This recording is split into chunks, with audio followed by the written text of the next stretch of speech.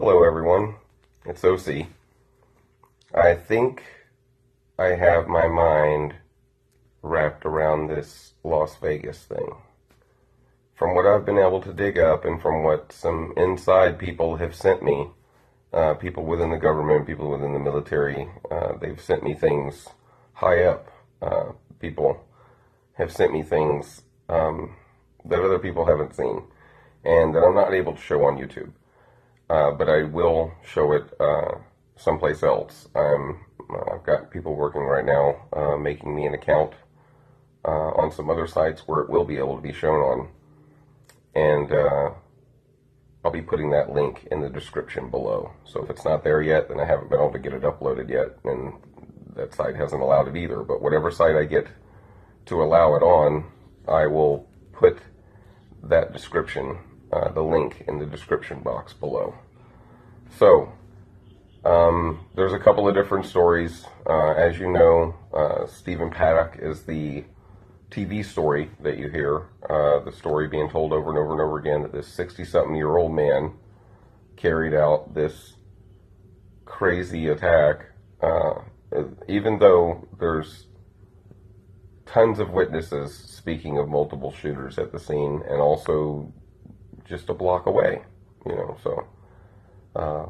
look it up. There was shooters at the Bellagio. There was shooters there. There were shooters on the ground at the event. It's bad. I'm certain now that they're killing people in these staged events, and they are staged events. Paddock, look up the meaning of paddock. It means a small pen that you keep farm animals in, or livestock like horses or sheep. Sheep? So they're keeping the sheep in fear using a paddock. So, take it as you will, but any 60-something-year-old man would have a hard time doing what they say he did anyway. Not to mention they say he used this little hammer to bash out the glass, which is hurricane glass. So I don't know what he's batting or was batting, but I don't think it was 65-mile-an-hour winds batter, so take that as you will. But another thing that is floating around on the under circuit that they're not releasing that they're not releasing on anything really is that there was an arms deal going down, that Paddock worked for the FBI, and that he was doing an arms deal, and it wasn't really an arms deal, it was more like a flash of product, because people like, if it was ISIS, this kind of fits, because if it was ISIS, they're not going to come and buy 50 guns from somebody. That's just not how they would roll. They would buy hundreds of thousands of guns, tens of thousands at the least. So, what my guess is, if this is the real narrative and this is what really happened, is that Paddock was meeting with them to show them some guns as a rogue agent that was, going off the beaten path and had obtained some of these weapons and was supposed to destroy them and maybe didn't, and he was going to sell them to ISIS on the black market to try and capture ISIS, but they made him, which means they found out who he was, that he was working undercover, and they killed him. But during the flash show, what were they going to do? There was all these SWAT team members already there for a convention or some shit, for a drill. The National Guard was right down the street. Okay, while supposedly these ISIS members were going to be meeting with this Paddock guy for an arms deal showing, just a showing of the weapons. It wasn't supposed to, I don't think, even be any ammunition there unless it was just for Paddock for his own protection of weapon that he had on him maybe.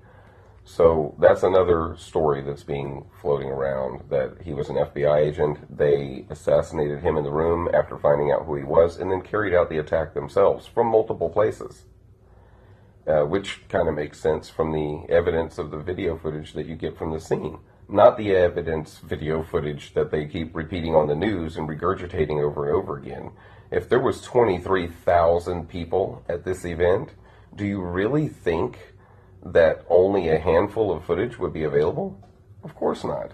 There is literally thousands of videos out there of what happened, and some of them are different than the news, which wouldn't make any sense if the news footage is correct and everybody else's is supposedly fake, which wouldn't make any sense.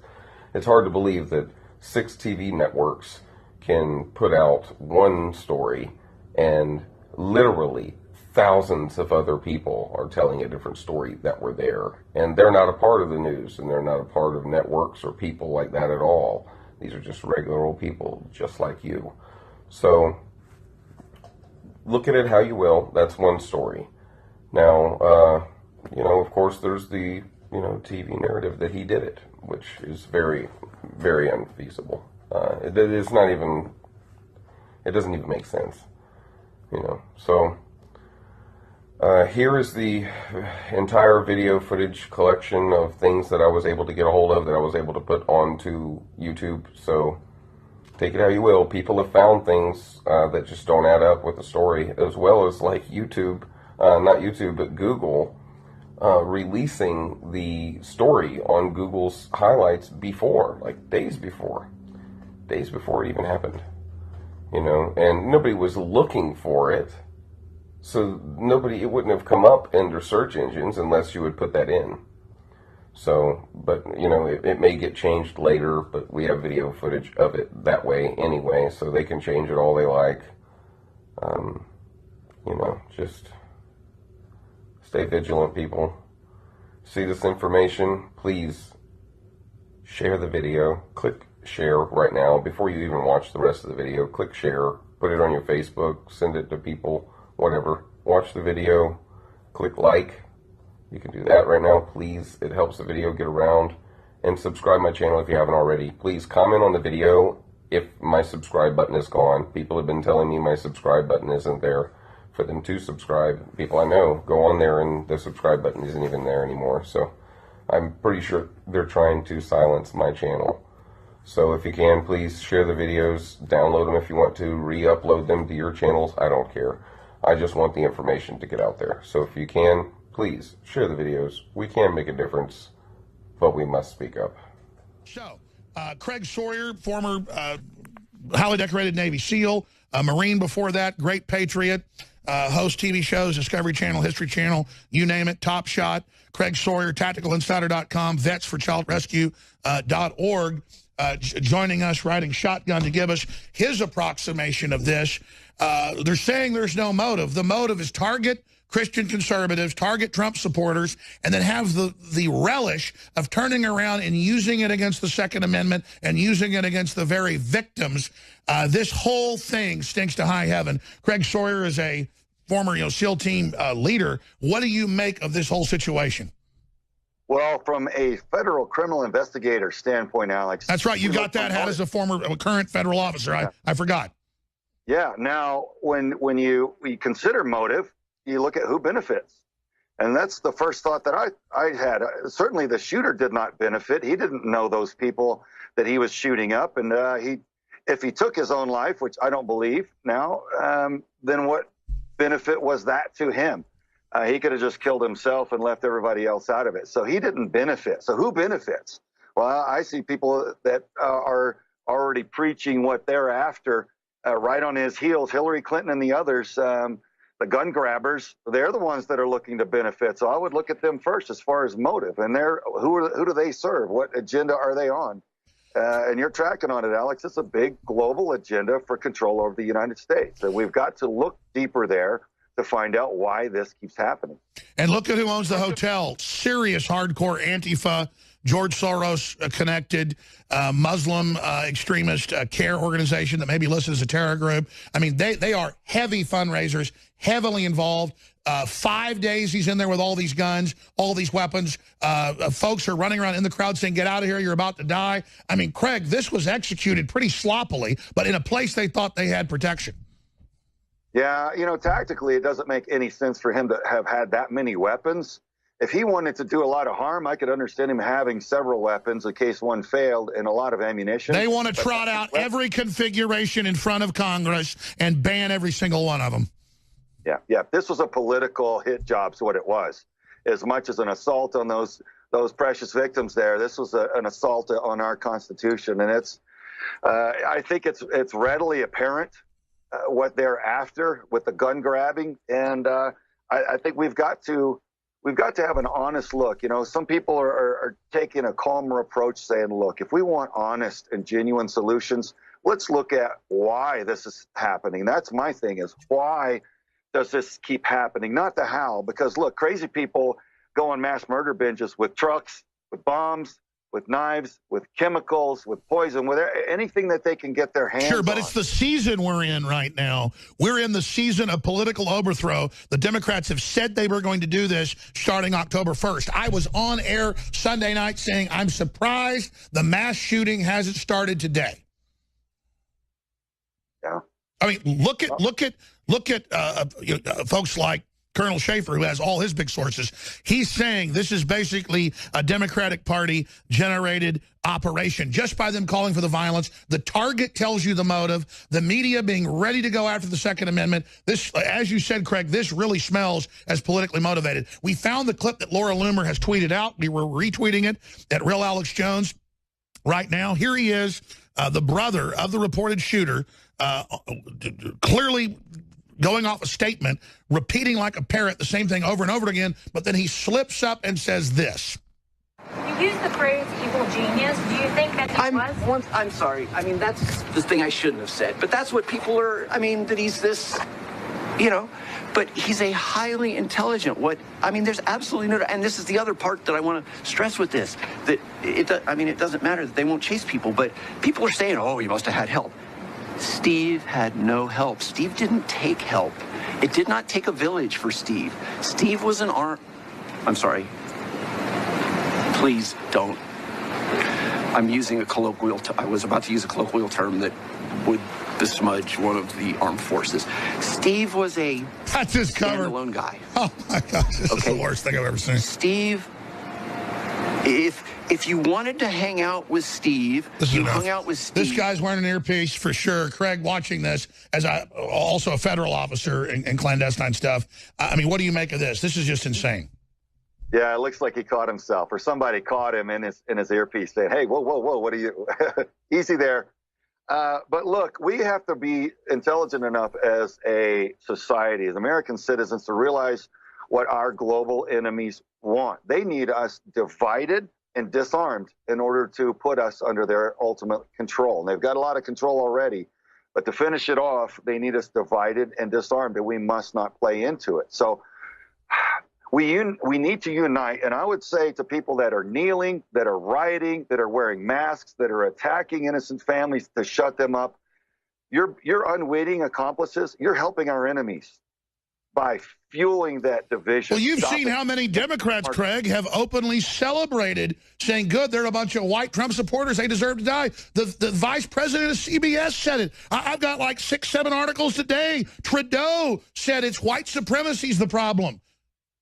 Well, to Joe Biden, I would say, hey, yeah, let's have a conversation, Joe, but let's have a conversation about why your demographic, why your political party voters are the ones committing all the mass murder. Why are and they then the media covers it up. Stay there. Laura Loomer's got a bunch more, too. Stay with us. This is an incredible time to be alive. Craig Sawyer also is a weapons expert. I wanted to get his take on, does it sound like one shooter or 2 shooters? I know there's echoes and things. I've talked to some other Green Beret, Special Forces folks. They say it sounds like multiple shooters to them, but acoustically, I know it's hard to scientifically pin that down. Here's some of that audio.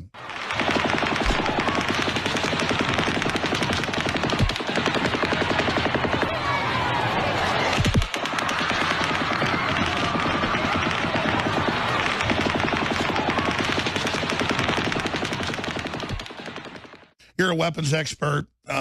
You hear what's going on with that audio. Talked to a lot of other experts. They say they're suspicious about it. What do you think? Well, it does sound like multiple shooters, Alex. But keep in mind, an urban environment. Anytime you get contact in an urban environment, it's very, very confusing. The echo is overwhelming. You can't necessarily tell which direction it's coming from because of that echo, and you can't always tell how many shooters there are because of that. So it is difficult, it's tricky, but I will say, even with that considered, this does sound like multiple shooters because of the different pitch, the different frequency, and different tempo of a couple of the strings of fire there. So one thing to consider too is those slide fire mechanisms do allow for a variance in rate of fire. So in one of those strings of fire, you hear the round slowing as the end of the string of fire finishes off, and that's typical of a bump fire or slide fire mechanism. So it's hard to tell for sure, but there was a lot of fire there, a lot of echo. It did sound like there were multiple strings of fire happening simultaneously. Now, adding all this together, we don't know exactly what's going on, but we know they said this time of violence was coming. They're going to overthrow Trump. They're going to get our guns. We know they sent Democrats out to shoot Scalise. CNN celebrated it. I have the video and said he was not a bad guy. He was upset politically. So they're trying to encourage this. They admit they are. They have Democrat operatives on TV saying hashtag hunt Republicans. As a top counterterrorism guy, what do you think we should do? What do you think we're up against here? I mean, clearly they're making their move. I think all the evidence points towards this being a Democrat deep state operation. Yeah, well, the first thing is we cannot allow them to divide us. That's what they need. In order to gain leverage and control over us as a nation, they need to divide us and weaken us. We need to be intelligent enough and strong enough not to allow that. That's how we counter this attack against all of us, whether we're Democrat, Republican, or any other subcategory that they want to divide us into. We need to unite now more than ever and stand as one nation. Realize we are all under attack. We are all being subverted and manipulated for leverage for those who want those global power mongers who want they want complete control over the United States. And so we've got to recognize that. So that's how we counter it. We stand as one. We all research rather than just feeding off of headlines from the MSM that we already know is hostile to we the American people due to who owns them and what their political outlook is. We've got to unite. We've got to educate each other, recognize what we're up against, and stand against it that way. They want to disarm us. That's one thing that we must not allow them to do. No matter how crazy the rhetoric gets, well, you hate children or something because you want to arm your family. No, we've got to be wise enough to recognize the rhetoric and that it's hostile and just stand our ground. Well, if you look at the brother and him 360 or 180, and you look at just all the craziness and our intel that's been proven accurate, and Schaefer and the top psychiatrists, everybody saying this points towards deep state operatives, a staged event, because of how the Democrats have been calling for violence, the whole NFL thing. They're trying to turn this country upside down and start a civil war. Yeah. Anytime you've got cameras that public doesn't have access to, they're trying to hide multiple players. And you see that in a... Sure. Why would they release the footage of him? I mean, yeah. These are some of the most Craig, you're a security expert. You're a federal officer. You do all this stuff. 22 guns, all these weapons, cameras outside the hotel room. Well, they don't tell the public this, but hotels, not just casinos, have a procedure. When you first leave your room, when you check in, they go search your stuff, especially if you fit a background, a profile, and then they go through everything else. And then if you've been in your room for a day, they come in whether it says do not disturb or not. The fact that he's in there for 5 days with all these weapons and not detected is impossible. And then you've got the people in the crowd saying, get out of here, you're about to die. That's confirmed. What does that sound like, Craig Sawyer? Yeah, well, that sounds suspicious to me. Look, again, a lot of the camera footage, anytime something happens, it's a false flag. All of the camera surveillance footage gets rounded up by the feds, and nobody gets access to it ever. And no matter how long it seems to go afterwards. So that to me puts up a couple red flags, is making it highly suspicious. So if it was just a single shooter, they wouldn't have any problem with people reviewing that surveillance footage from around the casino. So yeah, well, again, I think it's just a matter of recognizing the hostility and what the objective is of our enemy. Our global enemies need us divided and disarmed. That's what they're after. And if you understand their objective, you understand why they're doing what they're doing. And through that, we can best unite to counter it and not fall into the division. Let's not be rioting and kneeling and shouting each other down and wearing masks and mass murdering each other. We gotta be sharper than that, or we're all in this together, Americans. We are all in it together. We're about to lose the rest of our freedom by being foolish. So I say that's the key, Alex. Recognize what's going on, research, network, share with each other what's going on, and look at it as honestly and accurately as possible, and stand as one nation against. That's right. Thank you, Craig Sawyer. We'll talk to you. TacticalInsider.com very, very soon. Renewed hostile actions against United States ships on the high seas and the Gulf of Tonkin have today required me to order the military forces of the United States to take action in reply. Dr. Martin Luther King, the apostle of nonviolence in the civil rights movement, has been shot to death in Memphis, Tennessee. Senator Kennedy has been shot. Is that possible? He still has the gun. The gun is pointed at me at this moment. Take a hold of his thumb and break it if you have to.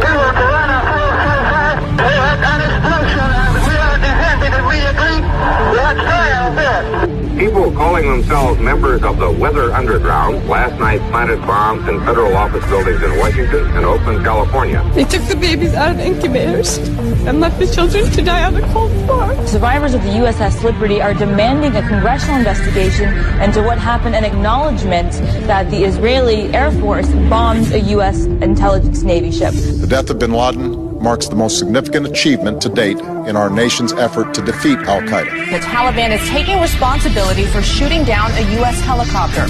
More than 30 people were killed, and there are reports this morning that most of them are U.S. Navy SEALs. There may be a false flag incident where some ship goes down and you can use for the excuse to accelerate the next war. If there's one thing that has unified Democrats and Republicans, and everybody in between, is that we all hated the bank bailout. The Department of Homeland Security is apparently on a huge ammo buying spree. It comes out to like 1.6 billion rounds of ammunition. Today, it is infinitely easier to kill 1 million people than to control 1 million people. They estimated that they would have to eliminate 25 million people in these re-education centers. And when I say eliminate, I mean kill. I'm here to warn people. You keep telling me to shut up. This isn't a game. But that's not all.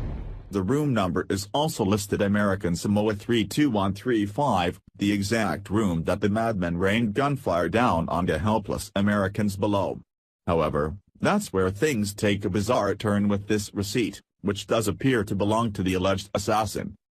What's catching everyone's attention is something rather strange. As it turns out, the receipt shows that there may have been another person in the room during Paddock's stay. The top of the receipt reads, "Guests, 2. But there's more. Paddock ordered a burger, a bagel with cream cheese, a potato soup, 1 bottle of water and 2 Pepsis, suggesting that there was another person eating with him in the room. The receipt shows the number 2 next to the word guests. Not only does the receipt say there were 2 guests, it seems enough food was also ordered for 2 people. For one, take a look at the drinks. Paddock ordered 2 bottles of Pepsis and a Pellegrino water. In addition, a burger and a bagel with soup seem to be an odd combination for just one person. Many people suggest that this would be what 2 people would order, the burger for one and the bagel with the soup for the other. Whether or not that is, in fact, the case will surely come out later, but that's not all that's off with this receipt, allegedly belonging to Paddock. Of course, this has many people once again asking whether Paddock acted alone or if there were others in the room and, if so, why police haven't released this information yet. However, things get even stranger the further down the rabbit hole we go. Come to find out, the date on the receipt says September 27th, but police have stated that Paddock didn't check in until the September 28th. In addition, at least one other employee from the hotel has come forward to say that the shooter checked in on the 25th rather than the 28th. Why would police lie about the day Paddock arrived at the hotel? As of right now, There's no way to confirm whether this is truly Stephen Paddock's receipt, other than the fact his name and room number do appear on it, but it certainly does warrant some further questions. After such a senseless tragedy, it's only natural for the American people to try to fill in the blanks, specifically when trying to figure out why someone would do something so evil so we can hopefully stop it from ever occurring again. At this point, the American people, especially the victims and their families, deserve answers. These questions need answering. Photos emerge of Stephen Paddock in his room after authorities entered.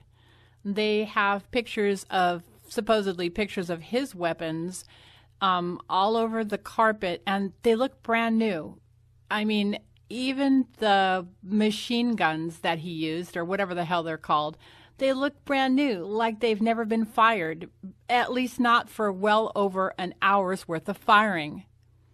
Why are there pictures of multiple windows missing panes on several floors of the Mandalay Hotel? And those windows with missing window panes are located in areas other than the ones that were published initially. When were they broken? And why didn't anybody hear that heavy glass hit the pavement? Somebody must have heard the windows being smashed out and the glass hitting the deck 32 floors below. Also, reports claim that Paddock installed security cameras in the hallway outside his suite, cameras that were meant to alert him of anyone approaching his suite's door. How was he able to accomplish this? Casinos are wired for sound everywhere in the world, especially Las Vegas, when it comes to surveillance. Every square foot is under surveillance, with a dedicated team of security personnel watching those cameras, the live feed from those cameras, 24 hours a day, 7 days a week, 365 days a year.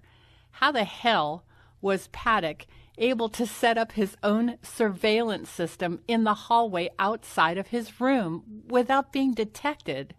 Why are we only presented with the same handful of videos of the shooting in progress over and over and over again? As brain dead as the general public proves itself to be on a daily basis, insofar as the near pathological attachment to smartphones and filming of damn near everything, including taking a crap, how is it possible that only a handful recorded the shooting? And how do we know that the shots actually came from the alleged shooter's room? Why not from the roof? If they really came from Paddock's suite, the anonymous guy in the suite next to him would have been jolted out of his sleep by the sound of the gunfire.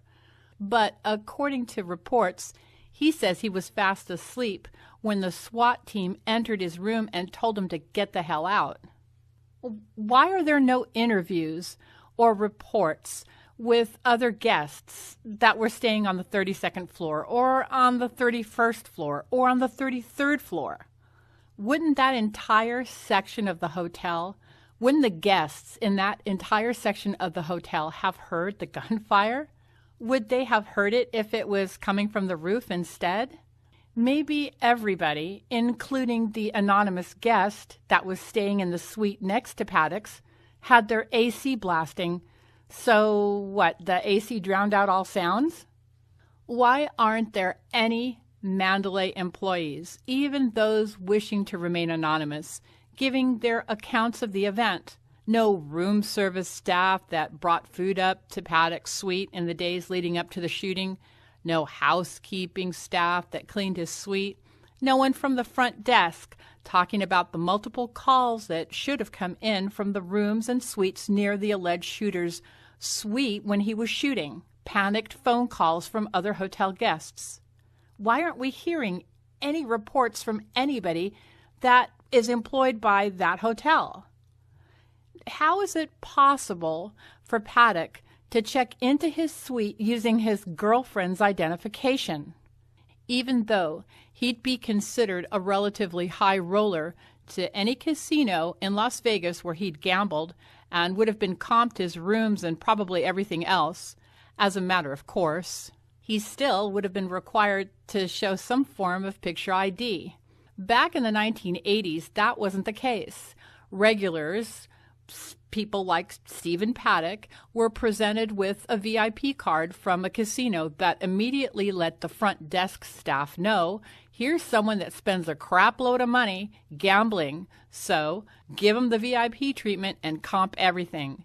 But I don't think it works that way anymore. I'm almost sure that a photo ID is mandatory. And why are there bullets on top of the blood near the head of what appears to be a deceased Paddock? It almost looks staged. I don't know. It looks like somebody, I don't know, dropped bullets or opened up a box of ammunition and just like dropped it, let it pour out in that area. It just doesn't look real. And to be clear, whether or not Paddock was the shooter, there absolutely was someone shooting, probably more than one person. I'm able to say this with certainty because an extended family member attended the event with his wife. He was shot in his thigh. The bullet exited without damaging his bone, and he was released from a local Vegas hospital today, and he's on his way home where he will seek medical attention and, he says, physical therapy. A friend that was also with him was shot in his lower back and placed in a medically induced coma at a Vegas area hospital. So I know someone was shooting at these concert goers.